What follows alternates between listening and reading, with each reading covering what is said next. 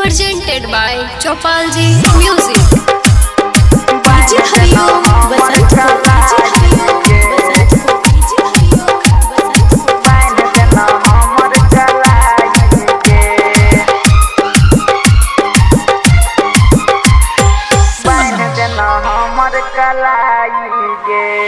रेशम के धागा से बहिनी बांध देना हमर कलाई गे, बांध देना हमर कलाई गे।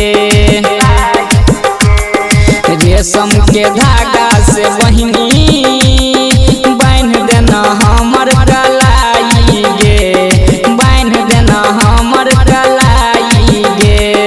लके हम एलियो तोरा लागे बहिनी गिफ्ट आसंग मिठाई गे। रेशम के धागा से बहिनी बांध देना हमर कलाई गे, बांध देना हमर कलाई गे। रेशम के धागा से बहिनी बांध देना हमर कलाई गे, बांध देना हमर कलाई गे।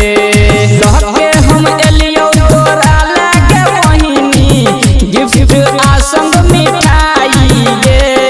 रेशम के धागा से बहिनी बांध देना हमर कलाई गे, बांध देना हमर कलाई गे।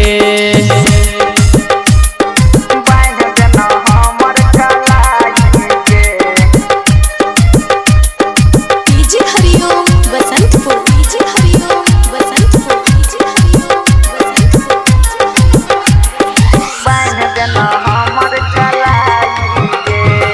राखी के धागा में छुपल रहे छै भाई बहिन के प्यार गे।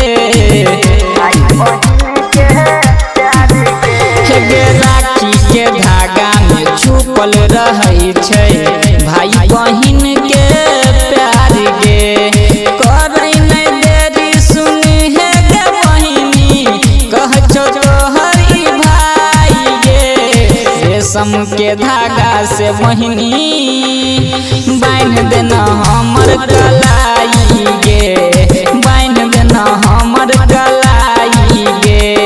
रेशम के धागा से बहिनी बांध देना हमर कलाई गे, बांध देना हमर कलाई गे। DJ Hariom Basantpur, DJ Hariom Basantpur,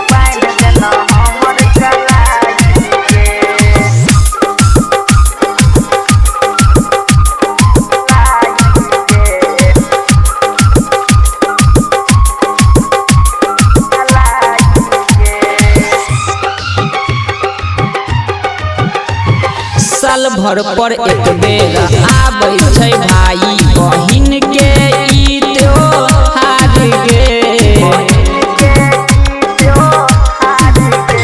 हे साल भर पर एक बेर आबै छै भाई बहिन के ई त्योहार गे। राइटर मनीष अजय अपन कमाई देतौ पूरा लुटाई गे। रेशम के धागा से बहिनी बांध देना हमर कलाई गे, बांध देना हमर कलाई गे। रेशम के धागा से बहिनी बांध देना हमर कलाई गे, बांध देना हमर कलाई गे। लहके हम एलियो तोरा लागे बहिनी गिफ्ट आसंग मिठाई गे। रेशम के धागा से बहिनी बांध देना हमर कलाई गे, बांध देना हमर कलाई गे। गे बहिन सुन।